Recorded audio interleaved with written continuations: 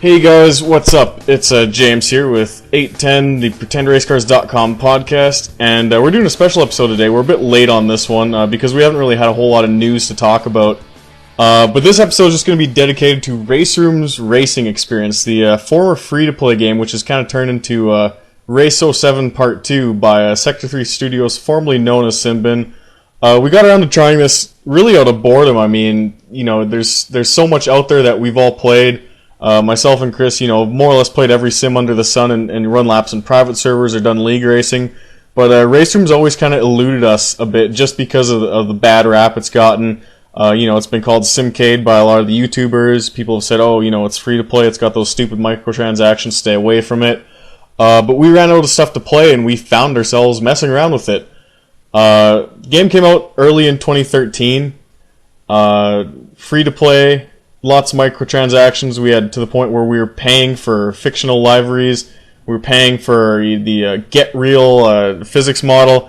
They had to take out those goofy, oversized, colorful brake indicators. So Chris, I mean, we've been messing with this for, I don't know, 2 or 3 days now, basically the whole weekend. What do you thought of it, and why did you wait so long to take the jump? Well, I guess I could start off by saying that I tried way back when, the work in progress, when it was, I think, 2012, 2013, somewhere around then, and I really couldn't get anything going because my wheel and pedal combo, for the life of me, and this is a reoccurring theme, I think the older I get, the more of a baby I become with these things, but if it doesn't set up and I can't figure out how to set it up, I'm just like, well, what the hell, I'm going to go back and do something that I know works. So I couldn't get it to recognize my wheel and pedal at the same time when it first was out, so I didn't get to really try much, if any of it. And it was pretty sad because I was, as I've mentioned in prior podcasts, you know, the whole way we got into PC gaming, my friends and I were through Race Pro on the Xbox, and then someone told me that, you know, oh, hey, for as good as that felt, which was worlds better than Forza, there's even more stuff out there on PC that's better, and it just took off from there. So I kind of would say I've always liked Race Pro, Race On, GTR2, and I'm a fan of the way that they use ISI's engine, and in some aspects I think that there's things that it does better than what ISI has done with R-Factor and even R-Factor 2. And just with the limited amount of time I've been able to try it this weekend, I'm very, very impressed. I think we'll get more into it. There's very, very positive things that, you know, hopefully that they could build upon and maybe make something that can be seen in the same light as in Assetto Corsa and in iRacing. Now let's take a look at the content list, because there's a lot of people who don't really care about this game. They heard it was free to play and it fell off the radar and it never came back. So looking over at some of the content, and I'm just going off the top of my head here, we've got a pricing model that it used to be free to play, but now it's kind of switched to Race07, where there's different expansion packs for it. There's DTM packs, there's ADAC GT Masters packs, there's a DTM 92 pack, and there's the rest of the game kind of plays out like a GTR Evolution or a Race07 type deal, where you can get these kind of content packs, like an American track pack, you can get a European track pack, you can get a bunch of different GT cars. It's a complete race car game. There's no street cars, and it really is, you know, as much as I'm going to say it, it's Race07, but Race 2015, you know what I mean? The car list, I'm trying to think here, and I might have said this already, but like I said, bunch of different GT cars, bunch of different DTM cars, historic cars like the Audi GTO that's only in Forza 5 from what I remember. Really good car lineup. Tracks themselves, light on American content. So I mean, we're in North America here, so there's not a lot for us. But in terms of European, hey, it's got a Corvette and it's got a Ford GT. That's plenty for most of us.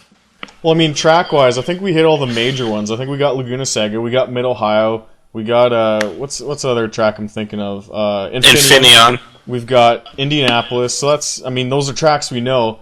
But the European track list is actually pretty well-rounded. We've got the entire DTM schedule, the entire WTCC schedule, and also the 2013 Touring Car Championship car set.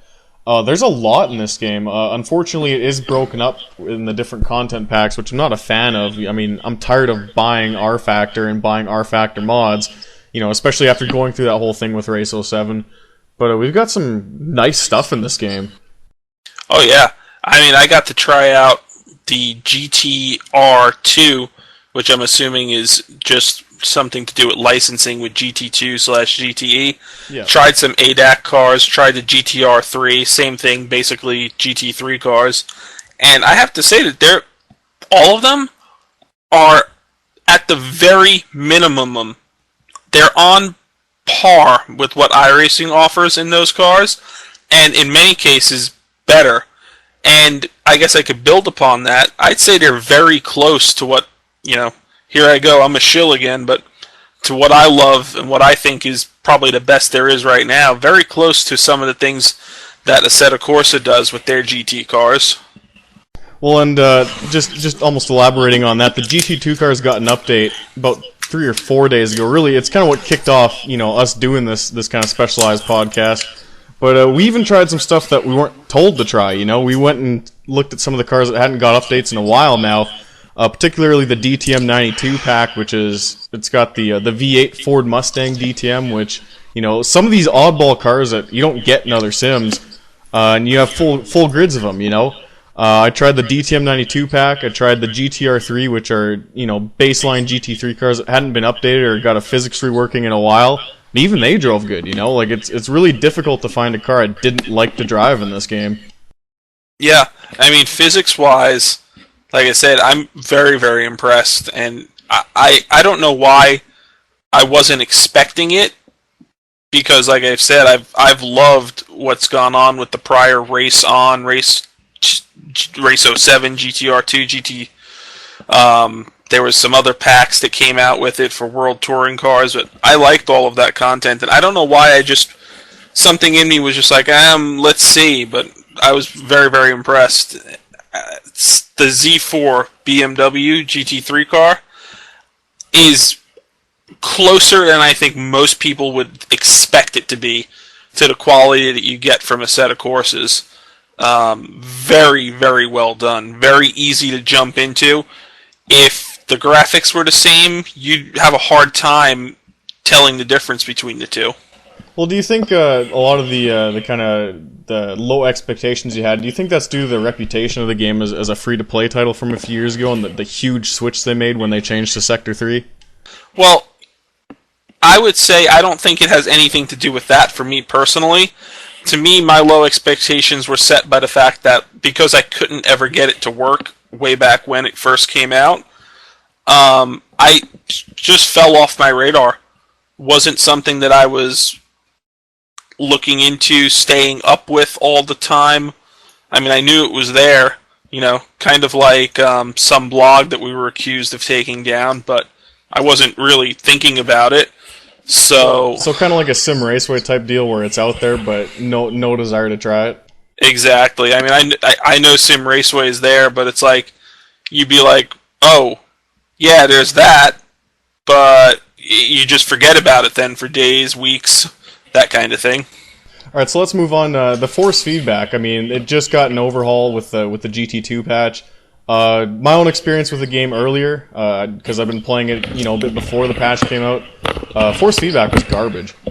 Couldn't stand it, but I kept at it because they'll figure it out eventually.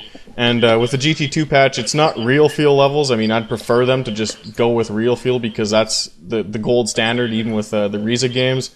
But the force feedback, huge improvements, man. What do you think? Well, I'll kind of counterpoint you there. I don't really care too much for real feel. It's good, but what I've got here in our limited testing this weekend, I liked a lot. I thought there was a lot of sort of customizable points to kind of get what you were looking for. I was able to take some of the vibration out of the T300. It has a vibration motor in it that certain games can translate a vibration from motor, brakes, whatever it is. I was able to take out all of the motor vibration to make it feel more natural and less like the car was falling apart in my hands.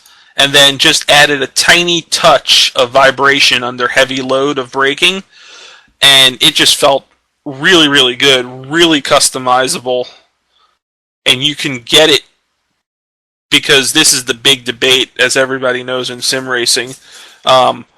What should force feedback feel like? You know, you have a lot of people who say, well, iRacing's gold standard, and I think iRacing felt better before they moved to the new tire model and new force feedback. I thought 5 years ago it felt its best. Some people say that I'm crazy. I think Assetto Corsa is amazing. Other people are like, no, maybe the real feel and R factor.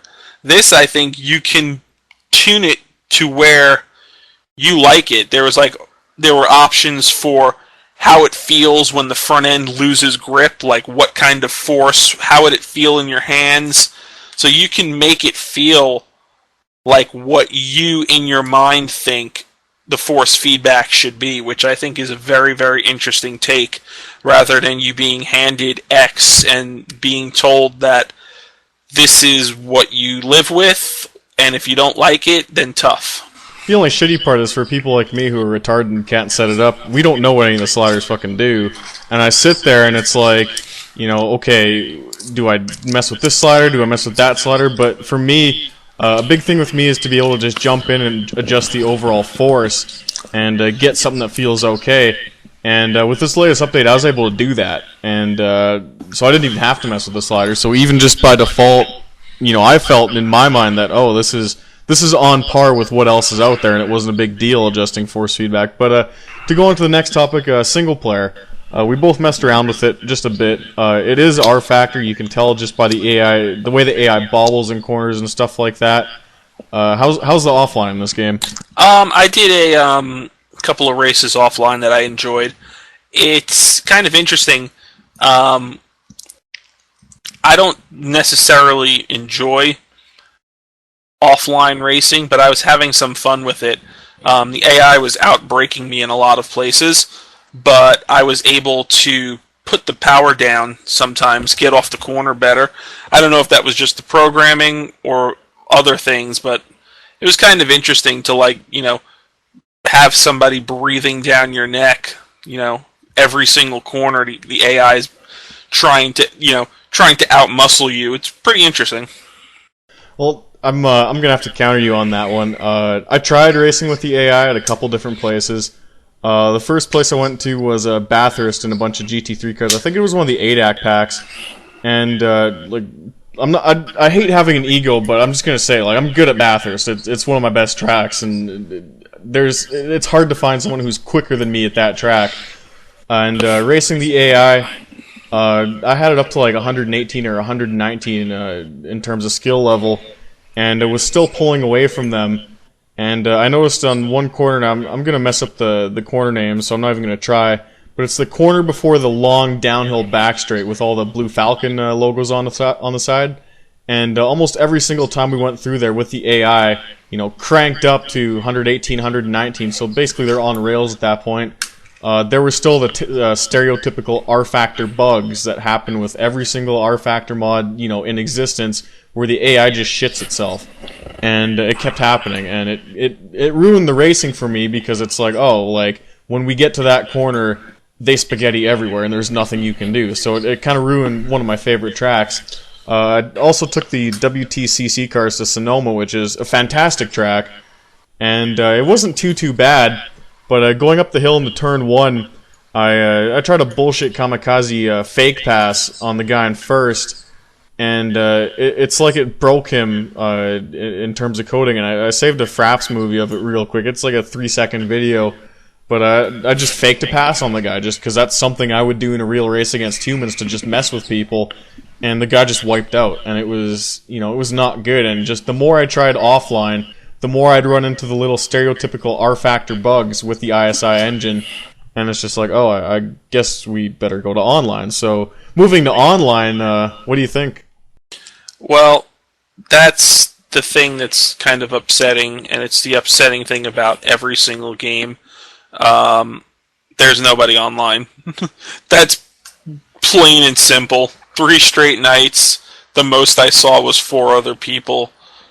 and it's just the typical segmented, everybody has their different opinion about what game they should be playing, and here we are kind of thing. From it. Yeah. It's. I wish that one day somebody would come up with the solution of physics that are above average and an online system that's above average, so we could. The developers don't want to hear that because it'll put some out of work, but we need a solution badly. Well, and this isn't like $50 Battlefield versus $50 Call of Duty, where if you really want to split hairs, you can own both and be like, which one do I want to play today? This is the point where we're spending hundreds of dollars for gear, games, content, and it's at the point where it's like, I really wish somebody would just figure it out. Well, and I'll go into a bit more detail about that, but the online and race room, it's not bad in theory, but in execution it just kind of falls flat, because what you have is you have a bunch of dedicated servers, kind of like Battlefield 3 or 4, where you go into the online, they call it the multiplayer alpha screen, but it's more or less finished just by playing with it. And it's a bunch of dedicated servers. Every server has the specific series, and there's a server or two for almost every series, so there's not anything that gets left out. And it's a 10-minute practice session, 10-minute qualifying session, and a 15-minute race, which, again, in theory, it isn't bad. But there's no tire wear. The menus for the race monitor, it's not like R Factor, where it's just, the standings and then the little tiny TV in the corner. It's not a good menu layout at all. Like, it's ugly as hell. Hopefully they move away from it sooner rather than later, because it's just clunky. It's terrible, Yeah, I'm hoping that multiplayer alpha that it's listed as is truly just an alpha, so that there will be more features as we move forward. Well, I hope so, because, in all the rooms we've gotten, and even, the Get Real rooms, they call it, the sim rooms, no damage, no tire wear, no fuel consumption. The times I was in it, I could just hot lap, and it wasn't that great. But, it's almost designed for, the times where you lobby hop with friends. You get a few buddies on TeamSpeak and say, hey, let's jump on RaceRoom. But the big problem, like you said, there's nobody playing this game. I'm lucky enough where I work a 6 a.m. to 2:30 shift, so when I get home, it's a European prime time almost, or I'm just catching the guys that are about to go to bed. But I've gotten on, there's, I've been lucky, and there's been, 20, 30 people online, and there's a few populated rooms.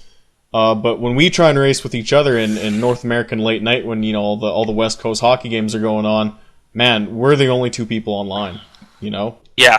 That, and like I said, I'm at the point where it's just like, I wish somebody would figure it out. I wish we would have a solution.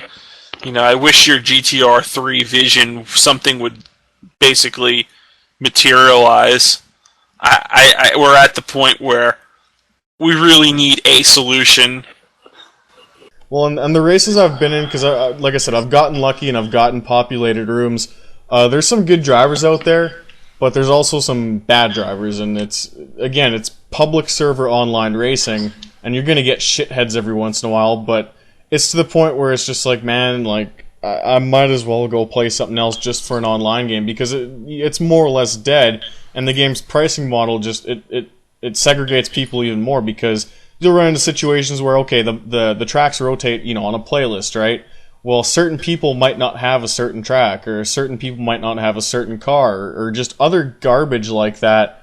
And you might run a race with 10 people in the room, and then it switches to Zolder, and only 6 people have that, so the other 4 get kicked. And, when it goes on like that, it's just like, man, this sucks, But for the times it does work, and we have to elaborate on this, just a bit, for when it does work, the netcode's pretty good. I don't really have a problem there.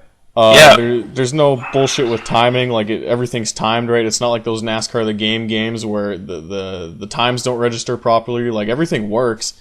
It's just the main problem is it's dead, and you have stuff, like the tire wear's turned off even in the serious rooms, and it kind of turns into just garbage. Yeah, I watched you rub doors with somebody, and you were on my bumper at one track, and there's really no problem with the any of the netcode. Some of the online features, like, I couldn't figure out how far out at Sonoma on the World Touring Car layout in the double apex hairpin, I couldn't figure out how far you were able to go without tripping off what would be a track cut and your lap not counting. Yeah. So there's still little things that would have to be fixed to make it, I guess, easier, more functional. I think the heads-up display, though, is really fantastic. I mean, it's minimalist, but it shows you everything you need to see. Yeah, like, I didn't mind. A lot of games I turn everything off. I didn't mind the little banner up top because it's pretty much out of your field of vision unless you just looked all the way up top to see it. Yeah. But the big thing, and I know we've talked about this, just over the past few nights when we've talked about physics and stuff, what does this game do right in terms of physics? Because there's a reason we spent a few nights playing it. Well, I guess, we did speak for a while here, and we didn't address the most important part. Physics-wise, it seems like, to me, it's got one of the easier feels out of all the current sims for when you're losing grip. Kind of like Assetto Corsa. When you're doing the wrong things. It's not like you're guessing.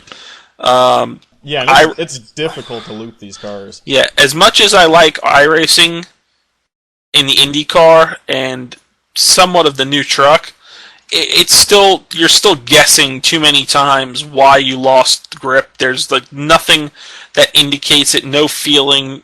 The sense of speed is not as good as it should be, but that's for a different day, different story. The sense of speed's good in this game. I felt like when we were going through the S's at Sonoma, you really felt like you were cruising and then just leaning on the chassis and the shocks. And that's the other point, too. Leaning on the shocks, chassis, I don't know if it's in there, but to me, one of the things that always was amazing way back when I tried Race Pro was I was like, wow, I could feel and see the chassis flexing, and the tires feel like they're flexing from the visual cues and what's going on with the driving. I felt like there was chassis and tire flex that translates to what you're doing and what the car's doing better than anything else available. Now, do I think than AC or no? Does it? Do I think it's better than AC? I think the overall physics are a bit better on AC. I feel like they've managed to mimic the ease but difficulty of driving a real car better than anybody else. And LOL, there I go again, Shilling.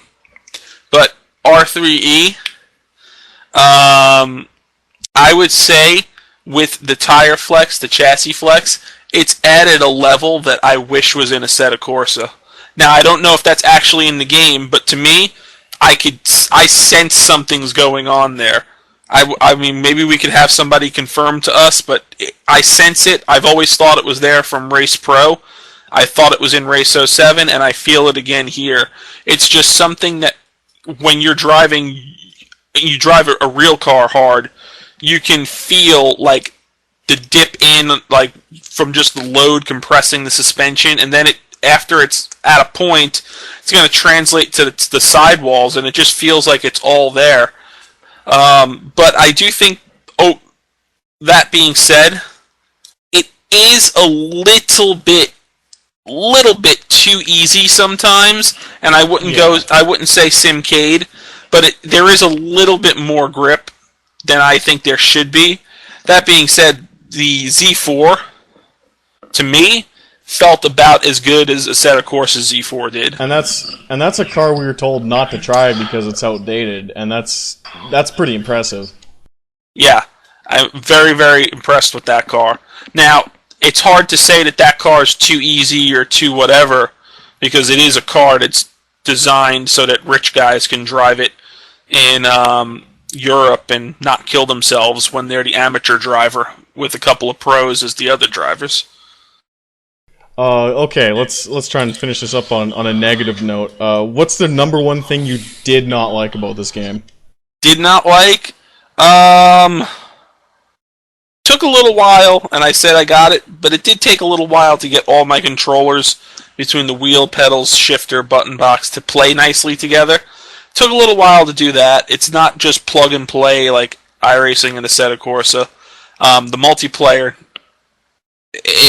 I don't know if it's their fault as much as maybe people are just interested in other things right now, but wish there were more people playing multiplayer.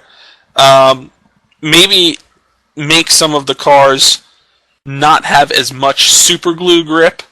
But like I said, it's hard to tell sometimes because the GT cars of today are designed so that rich guys won't kill themselves in them for as fast as they are. And I guess, what do you think, Austin? Tell me what you think needs to be improved. Oh, I think you blew my cover. I think that's what you did. But in terms of what needs to be improved... We could edit! Oh my god. It's Sunday night. We'll roll with it. Who cares? But I think in terms of what needs to be improved, the base game itself is amazing. Personally, I find it better than AC. In terms of the whole overall package, like just speaking on driving physics level, because when you do turn all the tire wear and all that crap on, it drives really well. You can't lean on the sidewalls as much, because when we were online, we were in rooms where there's no tire wear, there's no mechanical degradation and crap like that. But when you do turn it all on, it is really good, and that kind of that grip level does go away with the tire degradation. But the one thing that needs to improve on, it needs to get away from R3E, which is, it sucks, because if that's the direction the devs want to go in and the producers want to go in, there's only so much you can do with this kind of free-to-play gimmick. Because what the game has underneath the hood is fantastic. It's a great driving game. All of the tracks are phenomenal, and that's one thing we really didn't touch on. But the tracks are just gorgeous to look at. The car selection is, it's not just one or two cars from different series. We've got whole WTCC series, whole DTM series, tons of GT cars, tons of touring cars, tons of prototypes, everything, man. But they insist on this, this free-to-play model, this Race 07 expansion pack model, instead of making, that one complete game. And, I hate to shill from my own ideas, but if you put something like the GTR MMO I kind of drew up, when I was bored one day, if you put that, like this game, this base physics model and this, this content and these assets into something like that where it's a complete online game, you're going to just kill people in sales. But unfortunately, the content being separated by all these different content packs, and the multiplayer functionality being not quite there, and just the ugly ass menus, and just some of the crap where even online, there's no tire wear in certain races, like just the overall decisions being made. And I almost wish I would have written down so I got the point across better. But just the decisions being made about this game kind of overshadow how good the game actually is.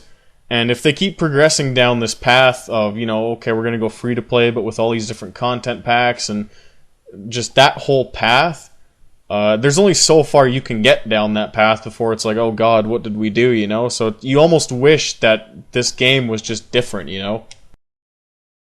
Yeah, I was kind of explaining a little bit earlier. I don't know if it's true. I don't know if people are just wary of spending big money on a single game these days, but I do hope that there is some sort of consensus reached where we can finally get a single game that hits it. And I would say that there's a very positive foundation here. There's a very good foundation at Assetto Corsa. iRacing's got the online foundation. It's just, can somebody get the online and the physics figured out once and for all? Well, I guess on that note, we might as well call it a night, because it's getting late over here and on your neck of the woods too. So for our kind of race room special, I'm James, that's Chris. Yeah, hopefully we could do some more of these with other games in the future. Yeah, man, for the Slow News Day, I'm James at 810, the PretendRacecars.com podcast, and we'll see you next time. Later.